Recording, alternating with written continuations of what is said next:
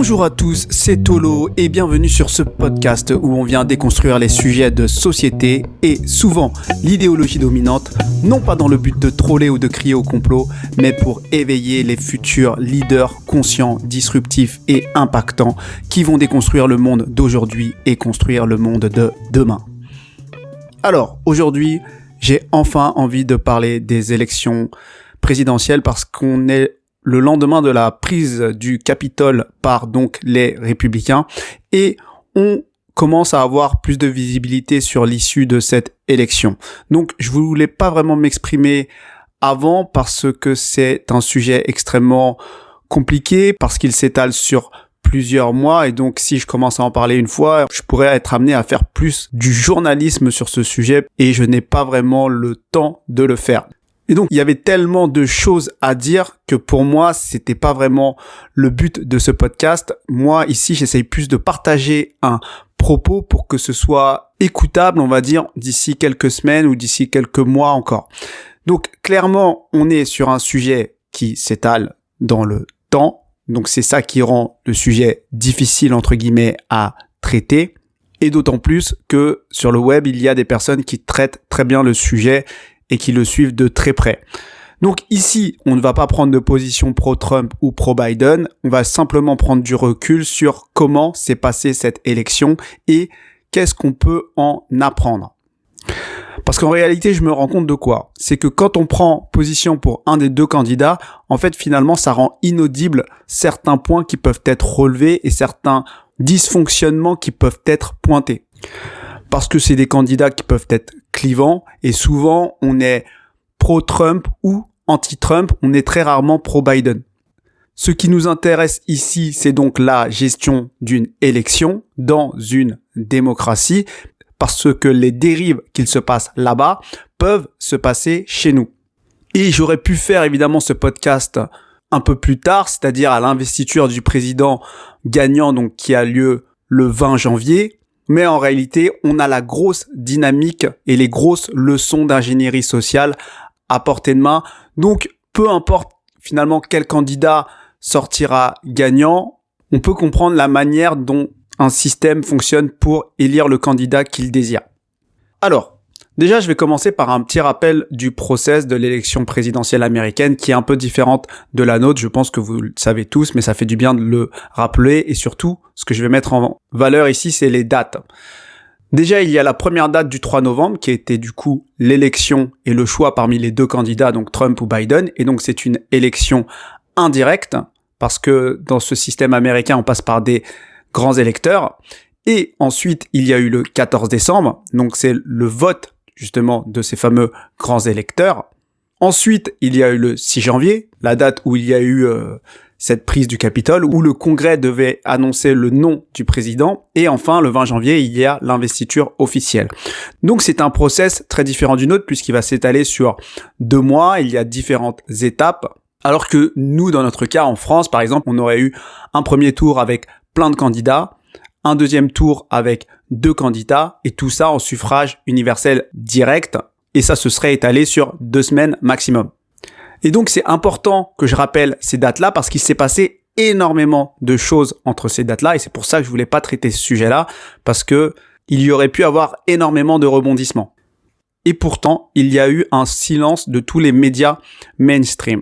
Alors même que ce n'est pas la première fois qu'il y a, entre guillemets, un scandale dans une présidentielle américaine, puisqu'on avait déjà des précédents par rapport à la présidentielle de 2000, donc avec Bush et Al Gore, où on était, pareil, en suspens pendant des semaines et on ne savait pas lequel de ces deux candidats était élu. Et donc, ça s'est joué à peu de choses près, mais finalement, c'est Bush qui l'a gagné. Et avec du recul, certains admettent que c'était Gore qui aurait dû passer. Donc, la première chose que j'ai envie de noter ici, c'est le hold-up médiatique qu'il y a eu. Je parle de hold-up médiatique parce que les médias ont annoncé dès le 3 novembre, ou disons le 4, le lendemain, la victoire de Biden à un niveau national, voire à un niveau international, comme si c'était une communication au niveau mondial, comme si on avait un AFP planétaire. Et je dis ça parce que ça peut être normal pour un pays justement d'avoir un équivalent de l'AFP, donc l'Agence France Presse, qui diffuse les grandes lignes à ces médias nationaux, mais dans ce cas-là, on s'est retrouvé avec cette annonce qui s'est propagée à la vitesse de l'éclair partout dans le monde, sans aucune nuance, sans aucun doute, sans aucune contradiction, alors même qu'on était à peine le jour d'après de l'élection et que tous les votes n'étaient pas comptés et surtout qu'il y avait des soupçons de fraude. Et au vu de l'antécédent de justement la présidentielle de 2000, le minimum, c'est de prendre du recul et ne pas annoncer un candidat gagnant aussi vite. Alors même, encore une fois, que le process, le 3 novembre, il n'y avait personne de gagnant puisque à la limite, on aurait pu l'annoncer le 14 décembre à la suite de l'équivalent de leur second tour à eux. Du coup, l'élection par les grands électeurs. Et là, ils l'ont donné gagnant dès le 3 novembre, ce qui n'avait aucun sens d'un point de vue, on va dire, administratif, juridique et presque de procédure. Et donc, c'est un hold-up médiatique parce que les médias ont décidé de désigner Biden gagnant, quand bien même la présidentielle n'était pas du tout finie, sans parler des votes qui n'étaient pas forcément tous arrivés ou pas forcément tous comptés. Le deuxième point, c'est que on a eu pour la première fois ou pas, mais c'est vrai que là c'était extrêmement violent, une censure extrêmement marquée sur les réseaux sociaux. Donc, pour ceux qui débarquent sur les réseaux sociaux, vous ne l'avez peut-être pas remarqué, mais je pense que c'est quand même assez visible, c'est que l'année 2020 a été une année dramatique en termes de censure et beaucoup de comptes de personnes relayant des informations alternatives, donc en dehors des informations mainstream, beaucoup de ces comptes ont été littéralement fermés et principalement sur YouTube. Et dans ces comptes-là, évidemment, ceux qui sont dans le collimateur, c'est les gros comptes. Donc les petits influenceurs ont pu survivre, mais s'ils commençaient à avoir trop d'exposition, clairement, les comptes pouvaient sauter aussi vite que la lumière. Et donc ces derniers mois, les deux sujets dont on ne pouvait plus parler librement ni sur Twitter, ni sur Facebook, ni sur YouTube, c'est d'une part donc cette élection présidentielle, donc de remettre en cause l'élection présidentielle, et d'autre part la crise sanitaire et de remettre en cause des recommandations officielles, notamment de l'OMS. Si on commençait à remettre en cause ces sujets-là, les contenus étaient soit directement supprimés, voire les chaînes ou les comptes pouvaient être fermés. Donc 2020 a été extrêmement violent à ce niveau-là et en particulier sur ces deux sujets. Un vrai carnage. Donc c'est pour ça que moi, je vous invite à produire du contenu à des petits niveaux, avec des petites chaînes, parce que on ne peut plus compter sur les grosses chaînes parce qu'elles vont sauter. Aussi simple que ça. Si elles ne s'alignent pas avec la pensée mainstream, elles vont sauter. Donc créez vos chaînes, relayez les messages à votre niveau parce que c'est une question de liberté d'expression ici. Ensuite, troisième point, c'est que censurer le peuple, en fait, c'est une chose. À la limite, j'ai envie de dire, parce que ils nous ont annoncé tout ça avec les lois anti-fake news, etc. Et en l'occurrence, elles ont bon dos, ces lois anti-fake news, quand on voit les mensonges qui sont propagés dans les médias mainstream. Mais là, ils sont jusqu'à aller censurer le président lui-même. Donc le président actuel, donc qui est encore, que je sache, Trump, ils ont été jusqu'à le censurer sur Twitter. Donc ça, c'est une chose. À la limite, j'ai envie de dire, c'est un réseau social un peu moins formel, mais ils l'ont censuré jusqu'à la télé. Et donc, je ne sais pas si vous l'avez vu, cet instant, mais incroyable, où ils ont rendu l'antenne en plein discours de Trump, mais c'est quand même du jamais vu dans aucun pays, entre guillemets, démocratique actuel. Nous avons donc des médias mainstream qui propagent un président vainqueur qui n'est pas encore vainqueur, officiellement. On a des médias mainstream qui orientent les débats en invitant les personnes sans contradicteurs particulièrement. À la limite, ça va dans le sens. On a des réseaux sociaux qui censurent, évidemment, les particuliers, les pseudo-professionnels, en tout cas les structures relayant de l'information alternative. Et on a même des médias officiels qui censurent le président. Donc, peu importe notre avis sur la politique de Trump, on arrive à un niveau extrêmement élevé en termes d'atteinte de liberté d'expression. Que je sache, on a encore le droit de contester ou de mettre en évidence certaines fraudes Et ce qui nous annonce à travers toutes ces actions, c'est qu'on n'a plus le droit et que si on le fait, on va être traité comme Trump, c'est-à-dire on va nous reprocher de ne pas jouer le jeu de la démocratie et donc d'être entre guillemets mauvais perdant. Ensuite, le quatrième point, c'est que ici, on ne parle pas d'une petite fraude. C'est pas une petite fraude qui est revendiquée, c'est une immense fraude.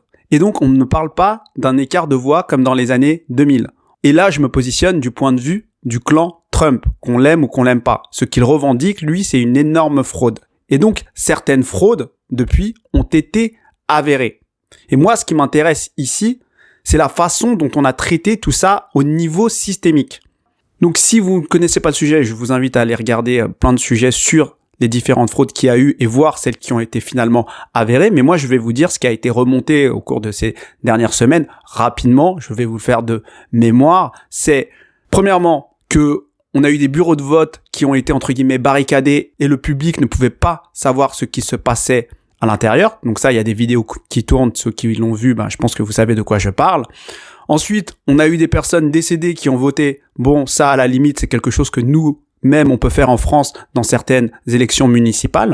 On a des bulletins de vote qui ont été transmis par la voie postale, entre guillemets, et qui, comme par hasard, sont à 95% pro-Biden, ce qui est statistiquement impossible. On a certains États qui ont eu plus de votants que d'habitants, donc ils ont eu 120% de votants.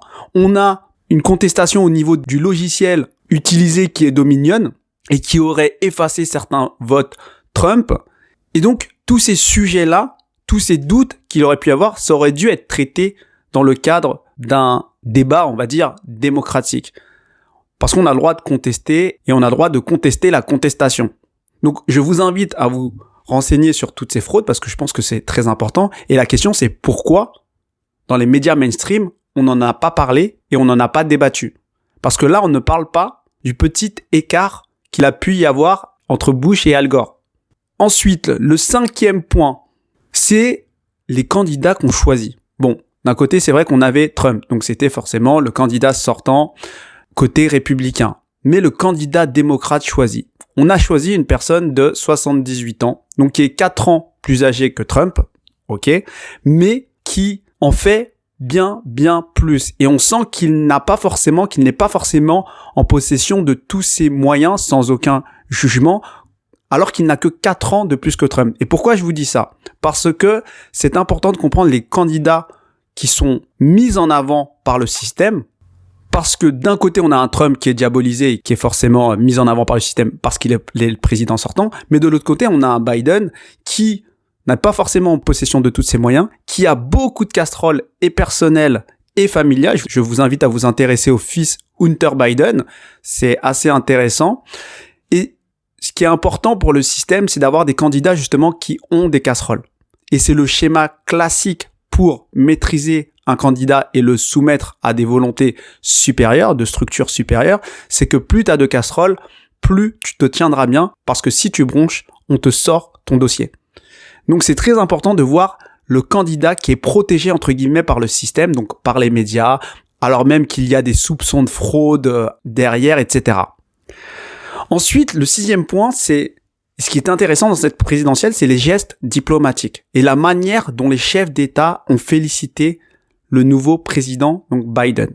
On peut regarder notamment, on peut analyser les différents pays, donc la France, l'Allemagne, la Chine, la Turquie, la Russie, et comment, donc avec quels mots et à quel timing, donc quand, ils ont félicité les candidats. Et ça en dit beaucoup sur les relations diplomatiques entre pays. On se rend compte qu'il y a des pays qui se sont jetés sur leur téléphone pour féliciter le candidat Biden, alors même qu'il y avait tous ces soupçons de fraude, alors même que le process n'était pas terminé et qu'ils ont félicité publiquement, personnellement, le candidat élu par le peuple américain. Alors que d'autres ont attendu, beaucoup attendu, n'ont pas félicité directement et ont choisi d'autres mots. Ils ont félicité le candidat choisi, pas le candidat élu. Et c'est très important parce que si moi je vous remonte ces informations et s'il y a autant d'informations sur ces fraudes, etc., vous imaginez bien que tout le monde est au courant des doutes qu'il peut y avoir sur cette élection.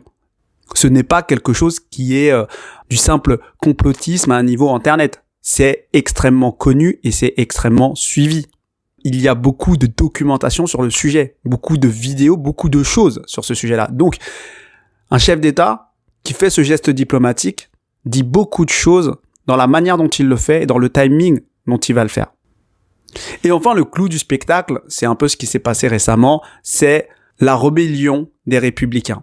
Et donc, on pourrait se dire que l'histoire n'est pas terminée parce que je vous publie ce podcast quelques jours après cette rébellion des Républicains, mais en vérité, c'est clôturé. Parce que là, la façon dont ils ont traité médiatiquement cette rébellion, ça décrédibilise toute la rébellion. C'est-à-dire qu'ils dénoncent toutes ces contestations qui en viennent à la manifestation et parfois à la violence, et ils le réduisent à des personnes qui ne veulent pas se soumettre aux résultats démocratiques.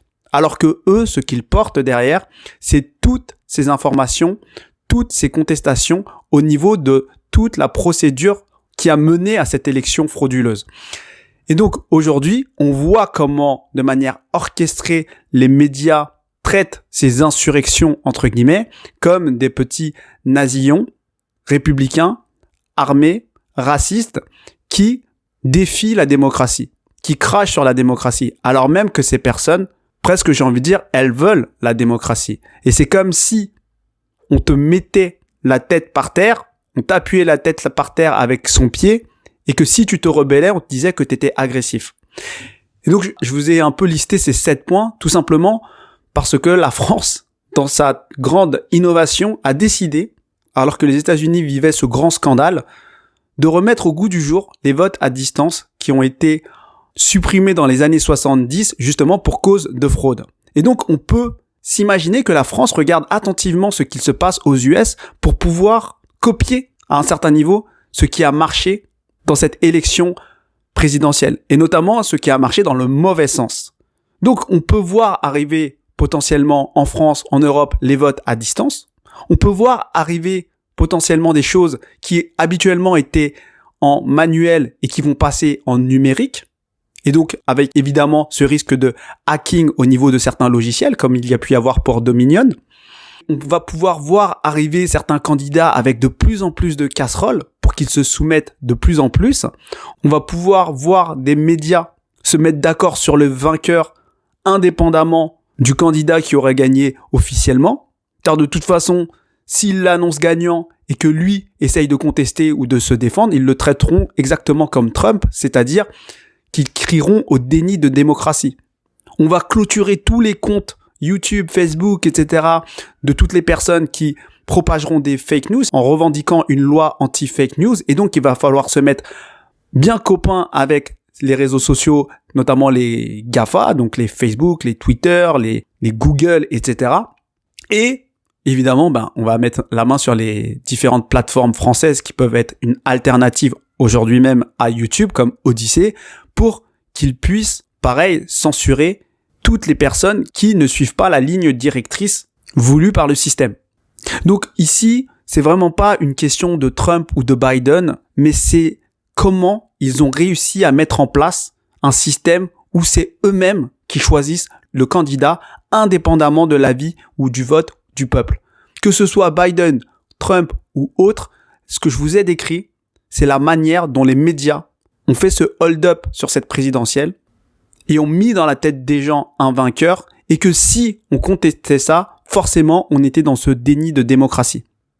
Et c'est à nous ici de rester vigilants, même si moi j'ai l'impression qu'on est déjà bien trop loin dans ce mouvement entre guillemets presque dictatorial, parce qu'on n'est plus dans un système où on peut s'exprimer librement, où on peut débattre sereinement, soulever des points qui posent problème calmement, parce que dès qu'on dit quelque chose qui dérange, on est censuré, on est insulté de complotiste ou autre, et dès qu'on commence à sortir des mots pour aller dans la rue, on est tout de suite taxé de violentes milices extrémistes ou autres. Donc, restons vigilants parce que c'est assez incroyable ce qui s'est passé durant cette présidentielle. Ici, c'était pour faire un peu un récapitulatif et qu'on puisse prendre du recul pour savoir ce qui va se passer chez nous et qu'on puisse dire non. Et donc, qu'on puisse pousser ces débats, finalement, démocratiques, publics, dans certains médias, qu'ils soient mainstream ou pas mainstream. Parce qu'aujourd'hui, le vrai problème, c'est même pas la fraude. c'est qu'il y a eu cette censure et qu'on ait pris en fait en otage certains termes comme démocratie, liberté, etc. pour faire taire les personnes qui pensaient différemment ou qui ont pointé des choses qui pouvaient déranger le résultat que le système voulait. Donc voilà ce dont j'avais envie de vous parler aujourd'hui. N'hésitez pas à commenter, n'hésitez pas à donner des liens si vous le souhaitez. Moi, personnellement, j'ai pas le temps de le faire. C'est un sujet trop vaste, mais ça peut être intéressant si entre vous, vous souhaitez poster des liens ou commenter pour illustrer un peu tout ça parce qu'il s'est passé beaucoup de choses. N'oubliez pas de vous abonner, de partager s'il le faut. Je vous souhaite à tous une bonne journée et à bientôt.